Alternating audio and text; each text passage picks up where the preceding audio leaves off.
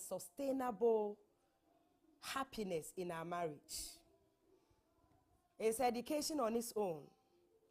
And then I pray that before this program ends, at least you'll be able to learn one thing to add to your knowledge. Nowadays, as technical person, we have been sitting on issues. And some of the issues are very terrible. You find a colleague, lady, just like you, then the lady will be complaining. You could see that people are going through a whole lot of emotional trauma. And they blame people for that. Some of them are blaming their partners. Some of them are blaming their parents. Some of them are blaming their friends. But sometimes when you listen to it with the technical ears, you realize that no, we are the problems ourselves. But then we are not aware of it.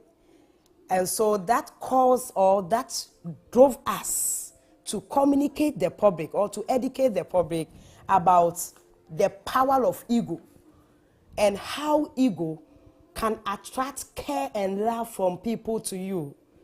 At the same time, ego can also make you very lonely, even if you are living with your spouse. And so that is why we want to take few minutes to, look into it. We may not end the whole topic today, but we will talk up to a certain point and then invite questions. Next time, wherever we will reach, next time we will continue. It's a weekly presentation.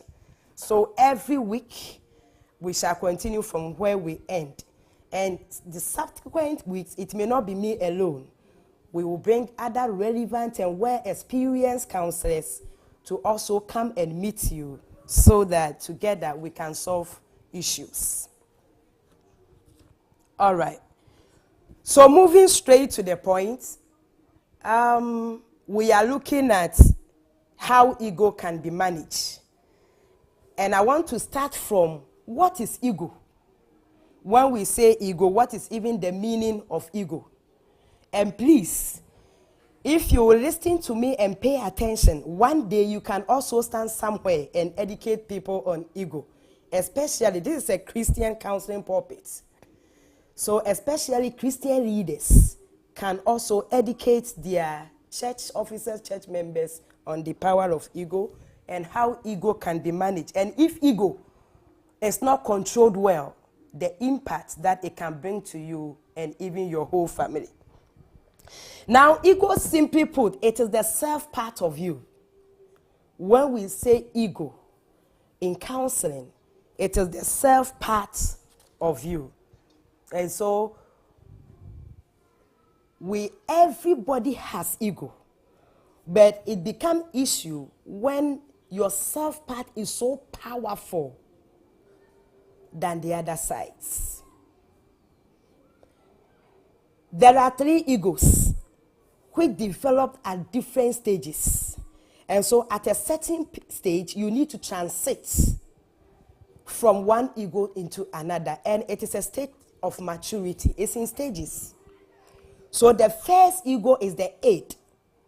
The second ego is the ego. And then the third ego is the superego. Very soon I will link it to marriage. So we have the id, we have the ego, and then we have the superego.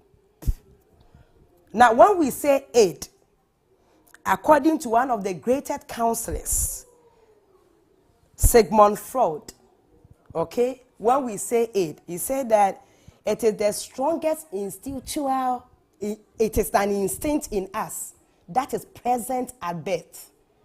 And it is very powerful. So as soon as the baby came, it begins to take place and it begins to, manifest. It doesn't think before it does something. In fact, when you come to it, there is no sense of thought or experience. So with it, as soon as it is full of desires, so that is your self part. And it's so powerful that as soon as you desire, you automatically want to pass every means to get what you want. That is it. So it always wants before it thinks. So it doesn't reason. That is why we are saying that it is present at birth. So you can even link it to your children in the home. Right from between 6 months up to 2 years, you can imagine. If he tells you that he wants toffee, it doesn't matter whether you have the money or not. That is it. He must get it once he has asked for it. So it doesn't have self-control. You go to 2 children, or let's say maybe 2 babies. They have entered, the child has entered into another home. Another child is just playing with maybe a toy. Then with force, he goes and take it out from. If you take it back, he will cry. That is it. So everything that you are looking for, you must have it. You don't judge. You don't think about it. But the most sad aspect is that some of us enter into marriage without transiting from id to ego, much more super ego. So it's like you have entered into the marriage with your self parts. So everything is what you are looking for. So and then it reflects in the way we talk. I want my woman to be like this. I want my man to be like this. As for me, I want my man to pamper me all the time, even if I'm misbehaving. That is what I want. Without thinking what your husband is, who your husband is actually is. So we enter into marriage pushing what we want, okay, on our partner. That is the 8th part of us. For me, when I'm sleeping, I don't like fun. And so my partner must comply. For me, I don't like cold water. Or I like cold water. So all the waters in the house must be in the fridge. Now, when you do that, you have not transited from 8. Okay? Let me explain 8 ego and superego and then link it to marriage so that we can just ask questions. 8 will always want people to serve us and to praise us.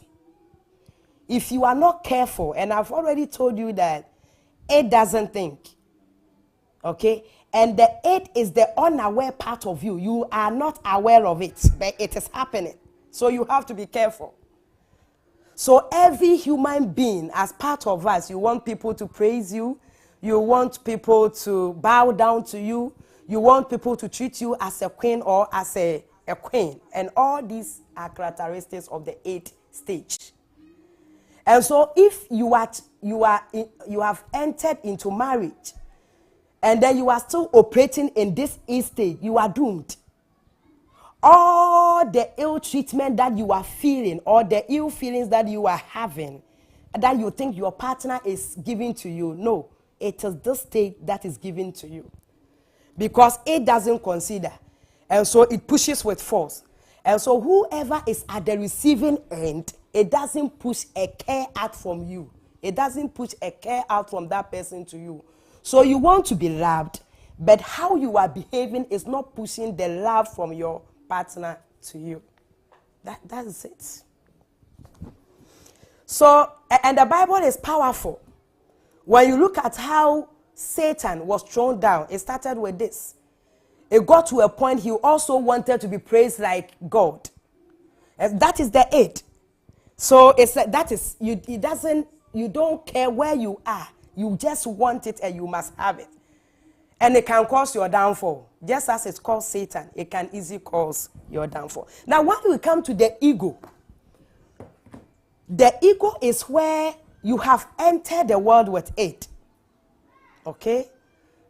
I mean, very selfish attitude. I want this, I want that, I want that. It is what you want, not what others want. But when you come to ego, now when you came, you have passed through moralistic warnings. Okay, you are into a society. So your mother was disciplining you, father disciplining you.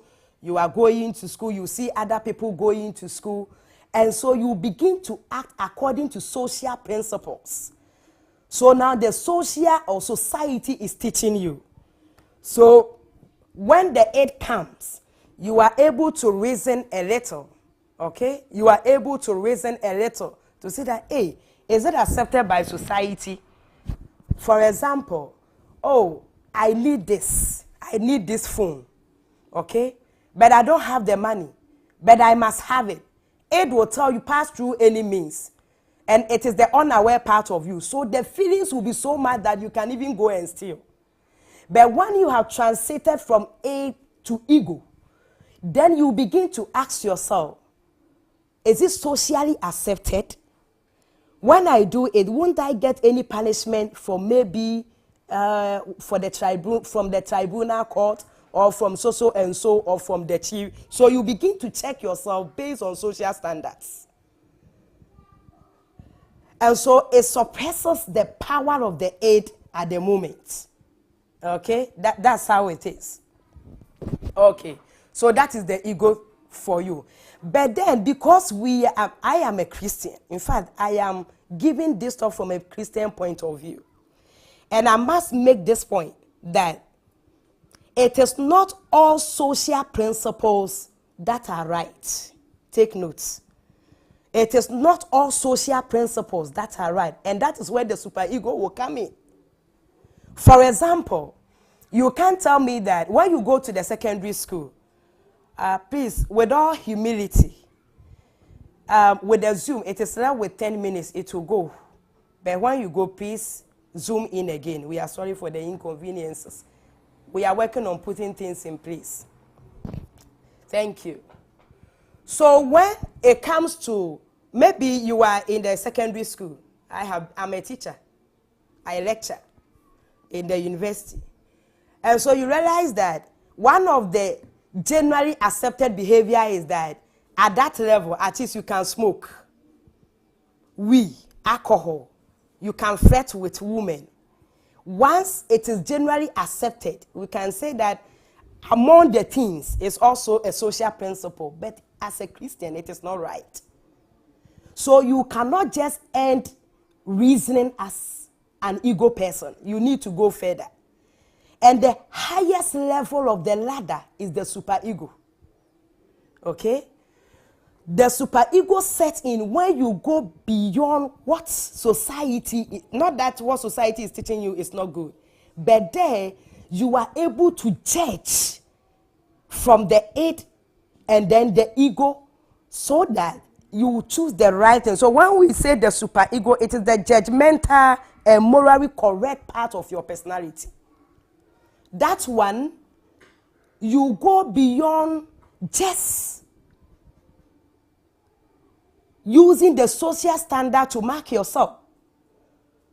And then you go into reasoning about the impact of what you are doing, the impact that it will have on you, and the impact that it will have on people before you make a decision. And so the ego part is the higher sense of maturity, where you have grown beyond it, you have gone beyond ego, and you have entered into the superego. And that is where a person is ready to go into marriage. Where you have reached the, the highest level of the ego, and that is the superego.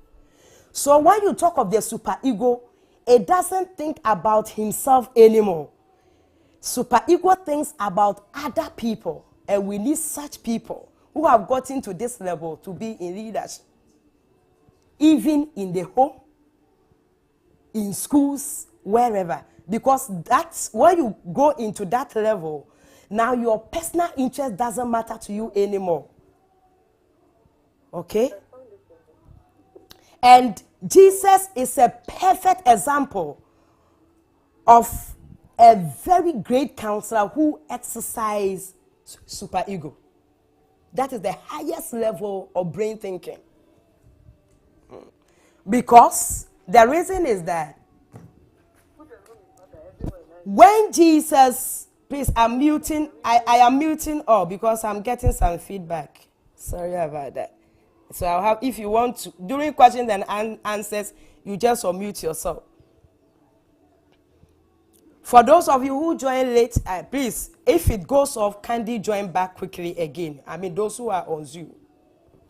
So you realize that when people were maltreating Jesus, Jesus had power, all right. Okay? When they were throwing stones at him, he had the power to care. But what did Jesus say? He said, Father, forgive them, for they don't know what they are doing. So even at that time, Jesus was not thinking about himself. He was thinking about us. And even for Jesus to come and die for us is an exercise of superego. And so that is the mind that we should enter into marriage with. So sometimes it sounds very interesting when we just get up and we say we are coming to marry. I also just got up and married. But then after going through technical training, I have realized that no, even before you marry, you need to go about 6 months, 1 year counseling, and then grow into the superego stage before you enter into marriage. And we are not ready to invest into that because we don't understand the implications. Sometimes we are ready to spend higher amount to go for general cleaning at the hospitals to see if physically we are fit. But we are not so careful to invest into our mental health because some of these things had a direct impact on our minds. So you could see so many people who have cars, who have whatever, women, they have cars, they have the riches and everything, but they write to me and tell me, I still feel lonely in life. Meanwhile, they are married. But the question is that, or the first, sometimes you listen to them, and then the point is that they are so egoistic. Their self-part in their marriages are so powerful that it is not pushing out the care and the love side from their husbands to them. Okay? And so it makes them feel, what do you call it? Lonely. Now, the superego, okay, thinks about other people.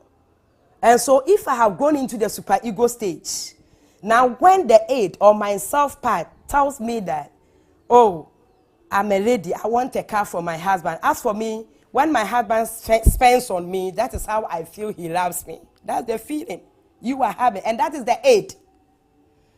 Now, the ego, when you go into the ego, you will measure it by the social standards.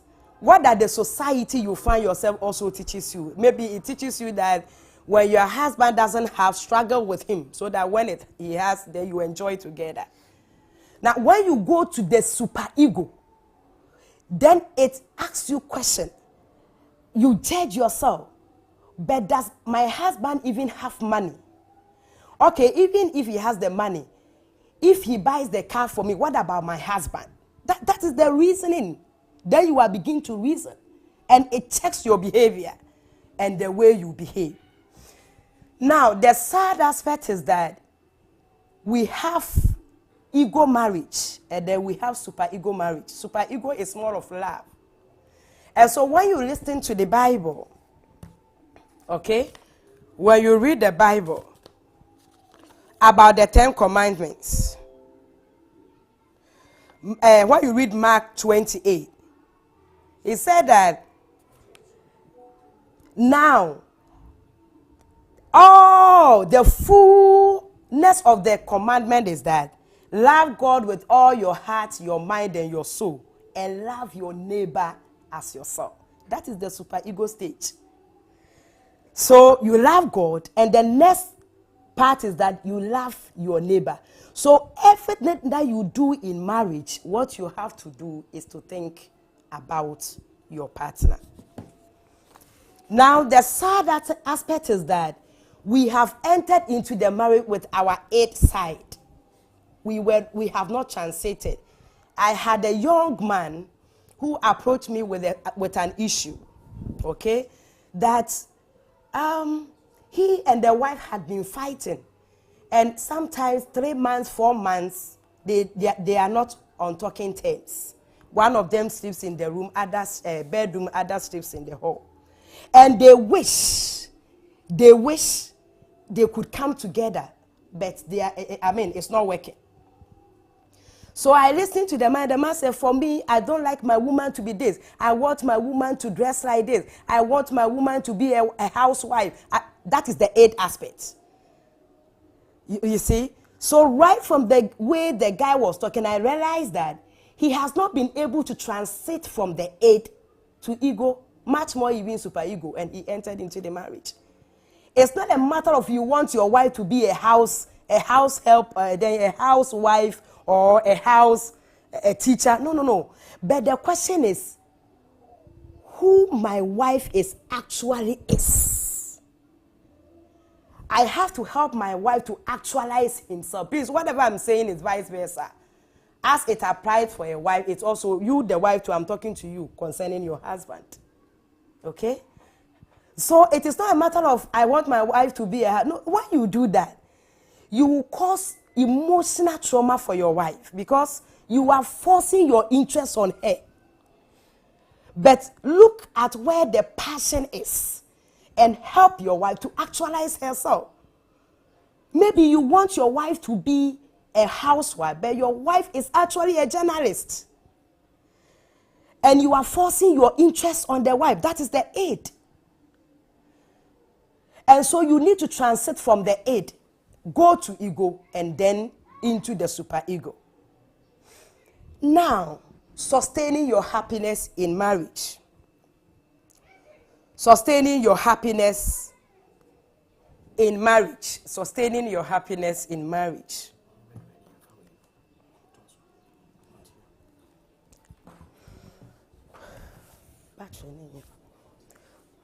All right.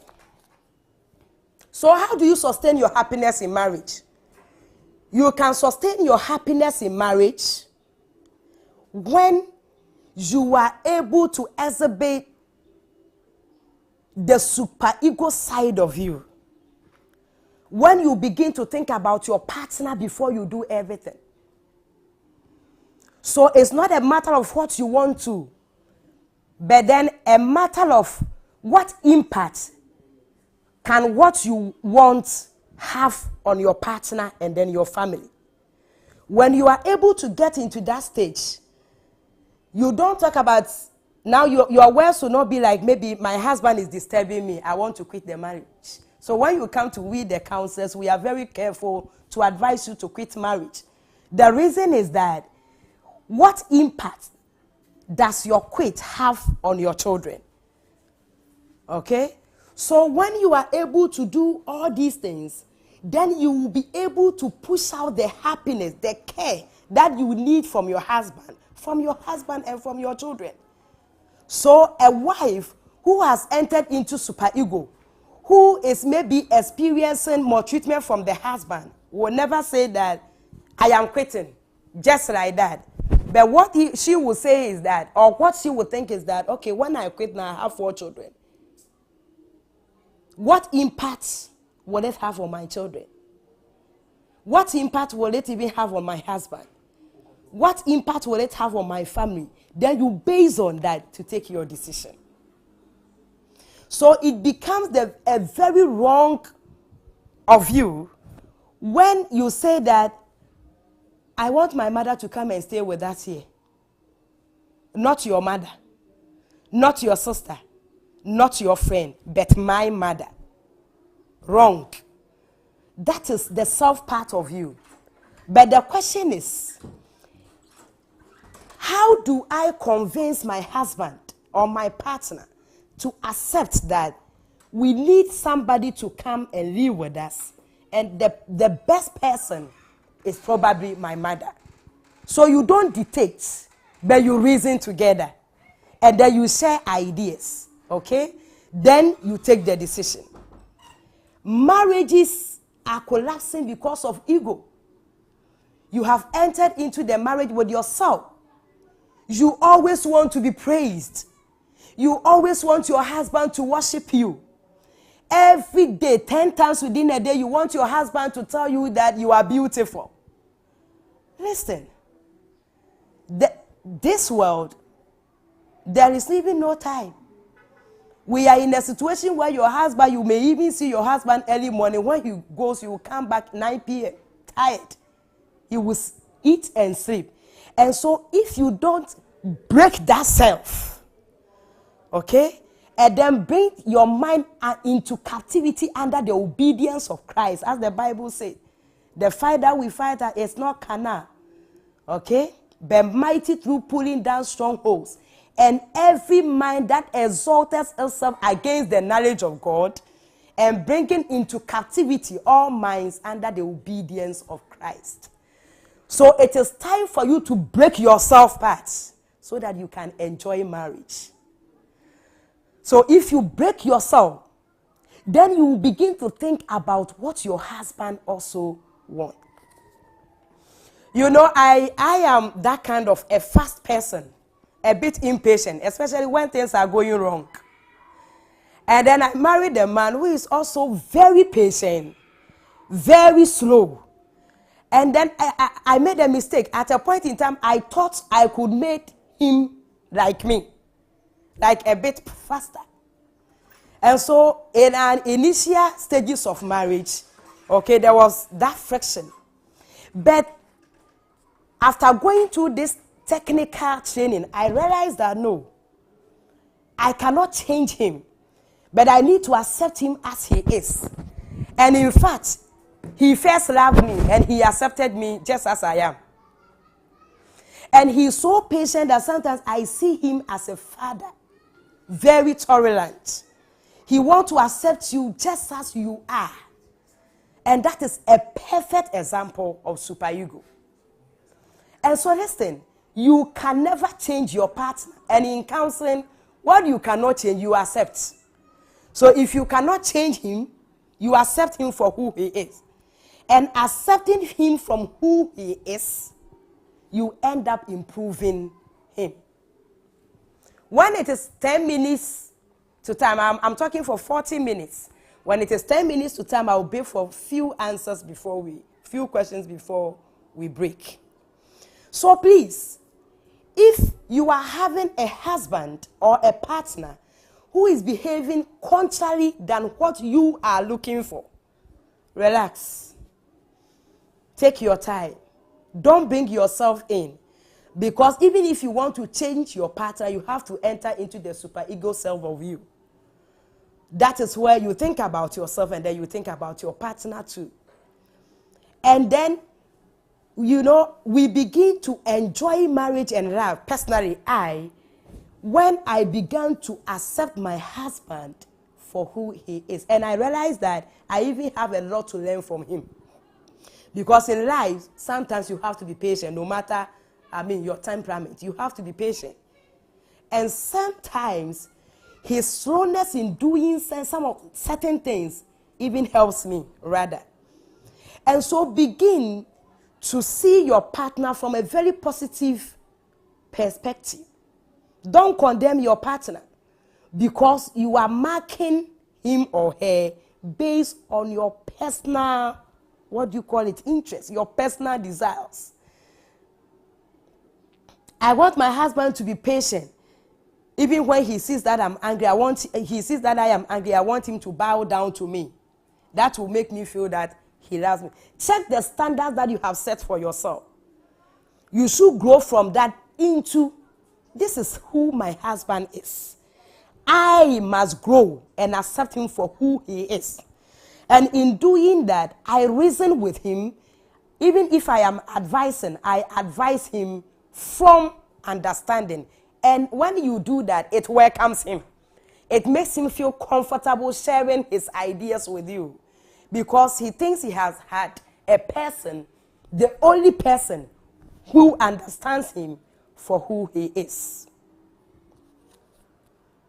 I would advise that if you are going through emotional trauma, especially from your spouse, take a break. Find 1 hour, you alone in a room.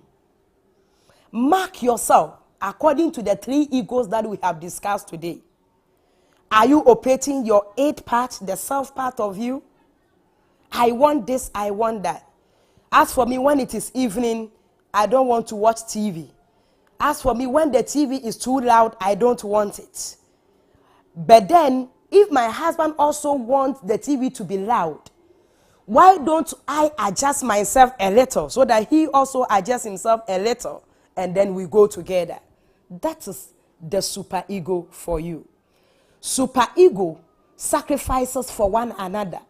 Superego thinks about the neighbor, the impact of his decision on his neighbor before he does everything. Okay? But id and ego doesn't do that. And so please don't impose yourself on your partner, but then accept your partner's view. Know who your partner is. Allow him to flow. And you rather adjust yourself to be able to flow with your partner. Okay? And in adjusting yourself, automatically you will help him to also adjust himself. And then together, you people will enjoy marriage. Don't think that my lecturer, Dr. Rita Holm, taught me something. She said that always when she dresses, the husband doesn't say you are beautiful. Okay? And so every time, she was a lecturer, but she was crying within her. Until technically she learned a skill. What she learned was that, no, maybe the husband has not even thought about it. If you continue to fight with him, okay, because you are agitated, it will trigger an irrational behavior from you. Your approach will be wrong. And when your approach is wrong, your husband will also misinterpret you that maybe you don't respect. And so now when she dresses, she just goes to the husband and said, oh, is this my hairdo nice? Then the husband will say, oh, it is very beautiful. So what is she doing?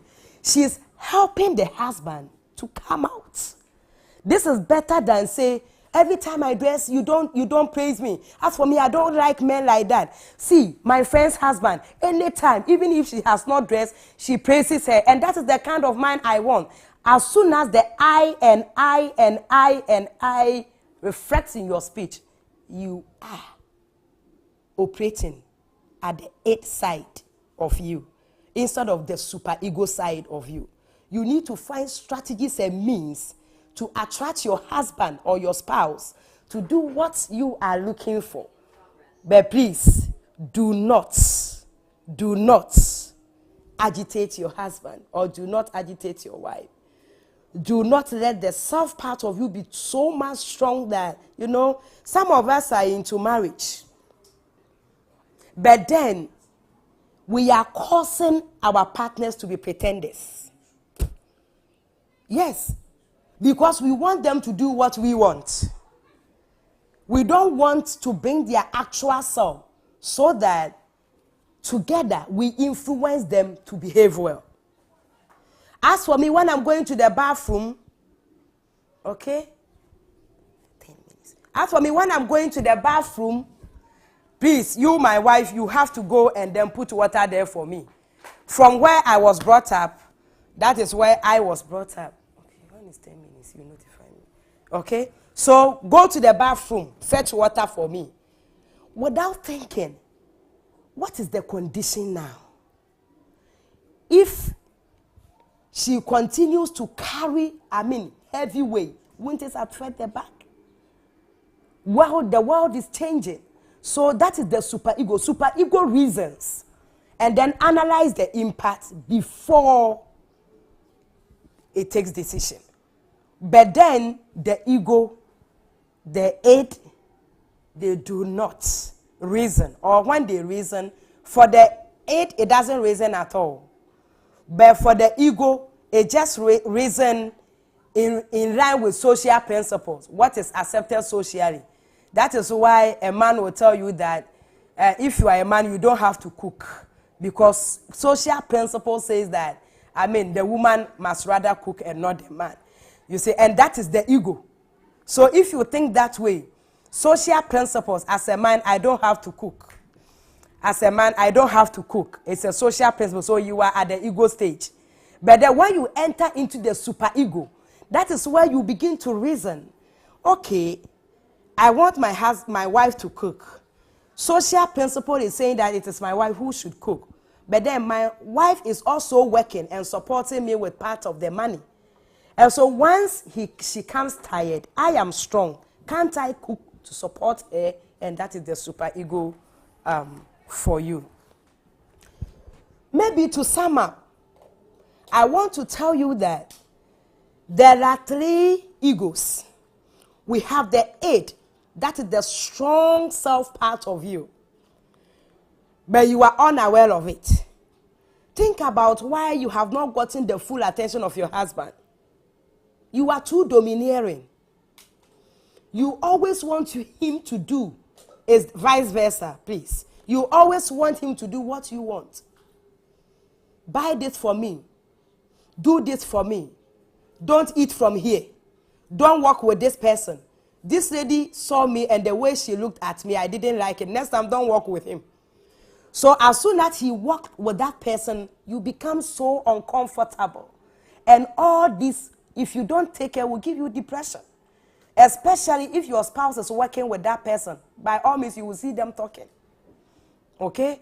So instead of you giving rules, the superego will tell you that think if you can also adjust yourself a little. Okay? So that you move along. And when you do that, I tell you, you will begin to enjoy the good side of your spouse.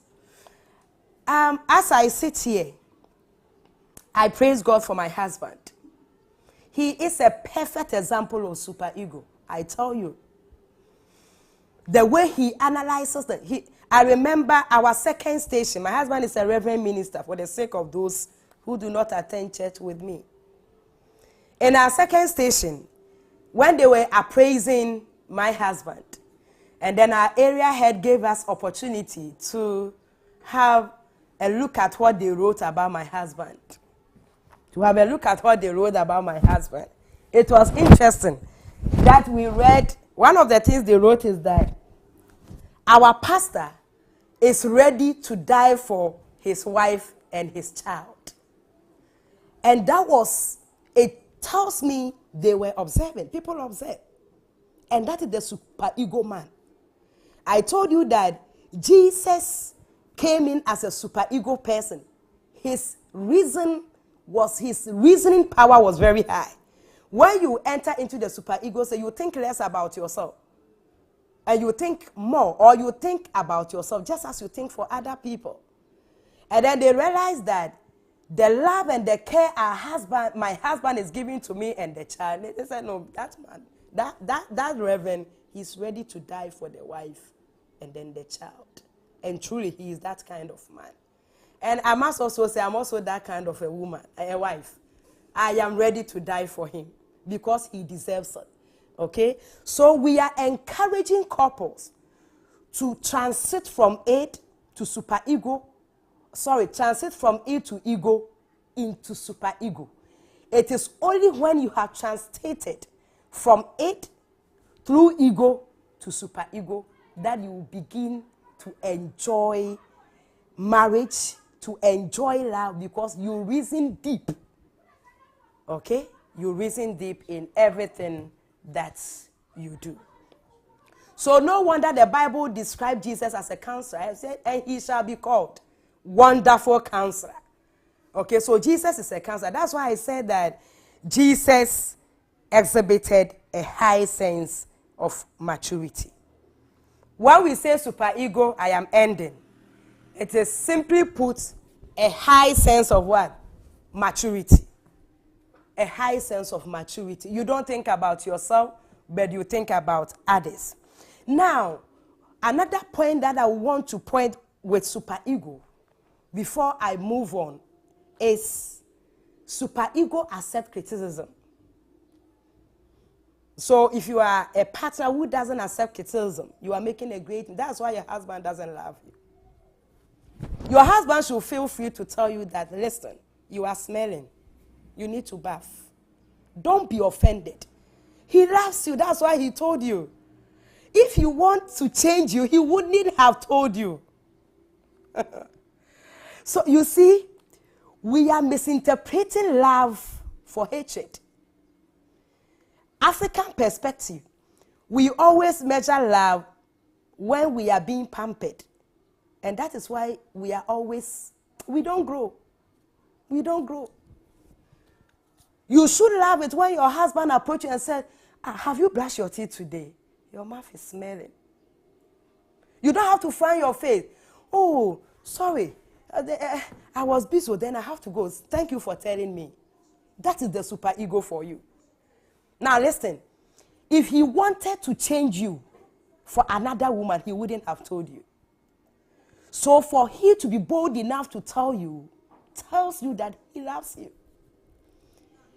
Even when you bring it to the Christian perspective, sometimes for Jesus, okay?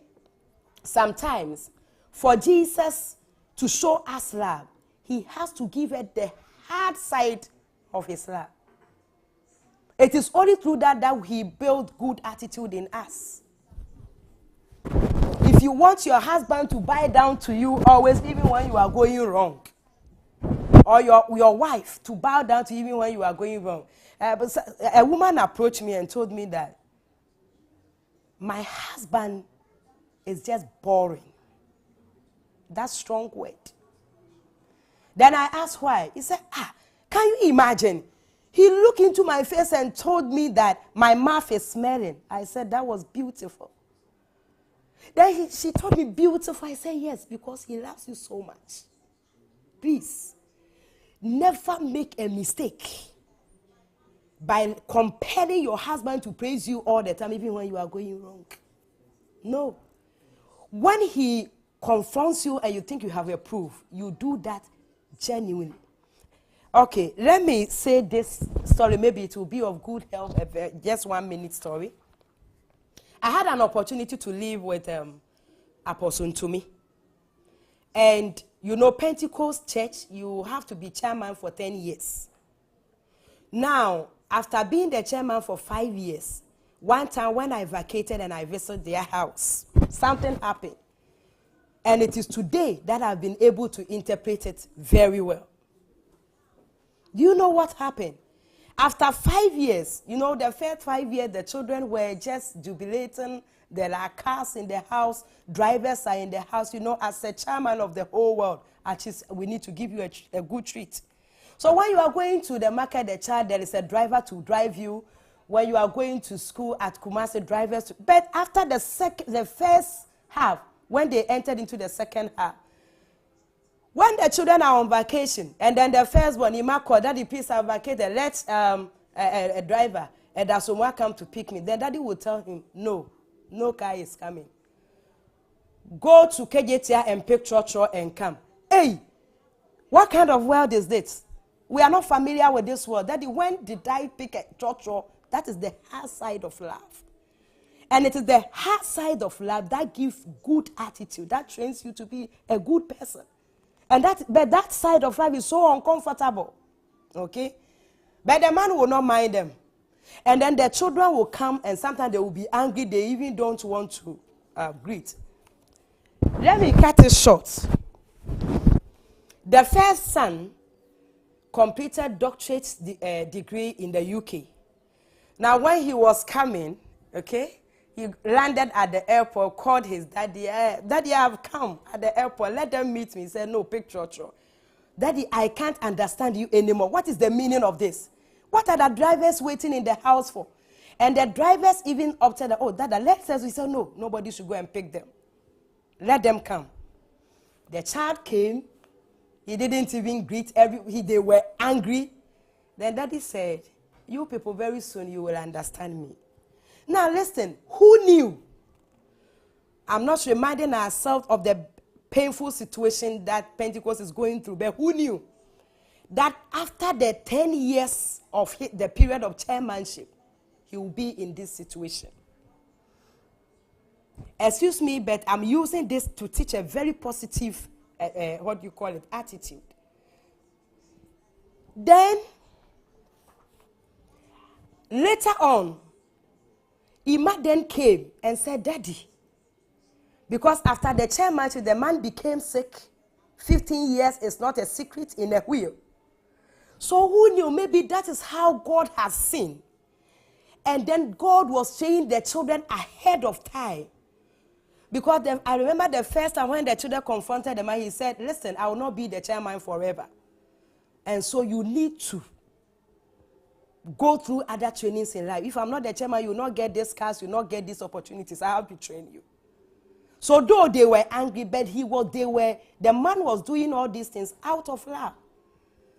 So it is now that one of the children embraced the father and said, Daddy, we have now known that what you were giving us, though uncomfortable, but was the best part of your life.